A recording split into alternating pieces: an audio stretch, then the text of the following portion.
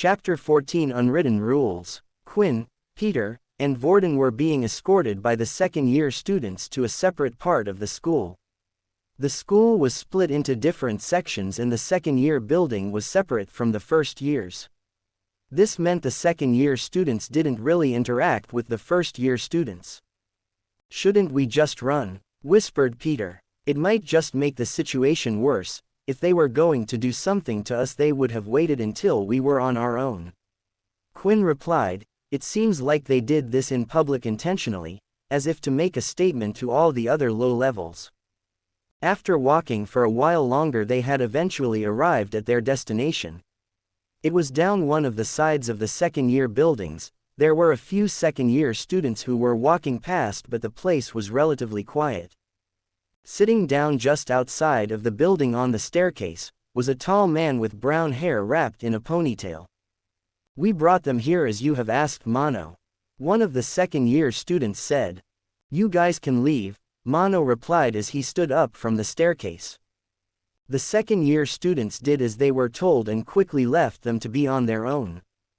It seems there have been rumors going around of a high-tier student hanging around with a bunch of low-tier students. Quinn then noticed Mono's wristwatch, which had the number 6 written on it. "Is it against the rules?" Vorden asked. Mono started to laugh.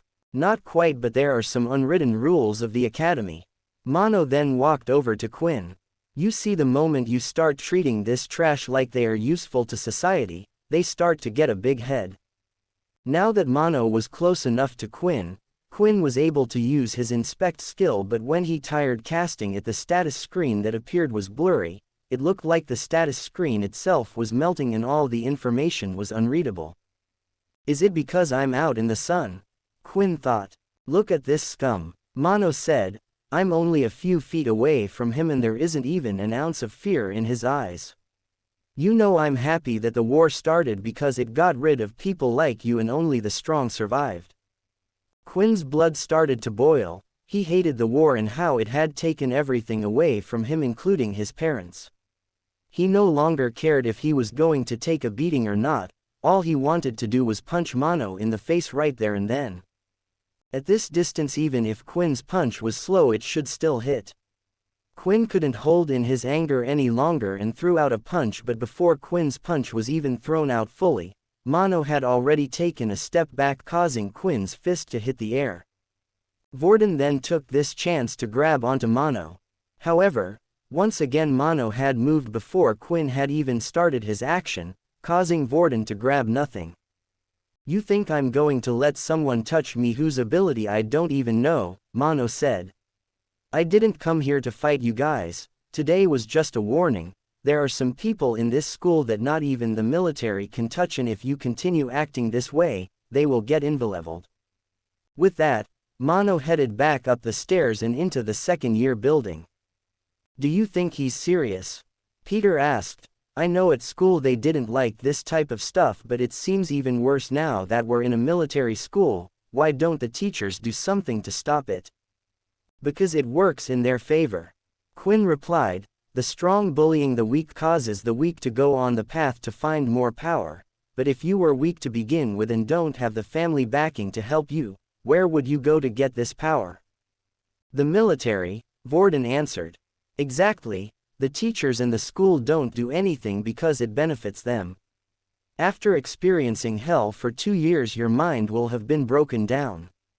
You would do anything to seek power and protection, and the military can offer that for you," Quinn said. Quinn then looked at Vorden. "It might be best if we comply with their wishes and go our separate ways for now." "Why should I listen to them?" Vorden snapped back. The outburst surprised Quinn as Vorden was strangely against his suggestion. "Look, I understand, Vorden, that you might think you are helping me and Peter, but maybe you don't understand because you've never been powerless like us. When we break their rules, they won't go for you. It will be me and Peter they will go for." Quinn hated to saying this to Vorden. After all, Vorden was the first person who has a high power level who didn't discriminate between people, and so far Vorden's presence had helped. Whenever Quinn and Peter walked around, the higher levels did nothing to them because of Vorden.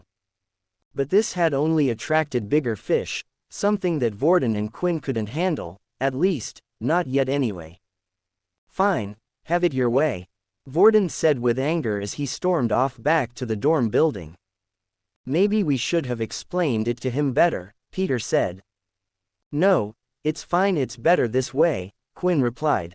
Although it looked like Vorden had stormed off in anger due to Quinn's words, that wasn't true at all. Vorden was angry at the whole situation at the school. Even here it seemed like people were telling him how he should live his life, who he could, and who he could not hang out with. Vorden also didn't want Quinn to get hurt, so he knew it was the right choice, but Vorden wasn't going to just let these people get away with trying to control his life. Vorden was going to go after them all.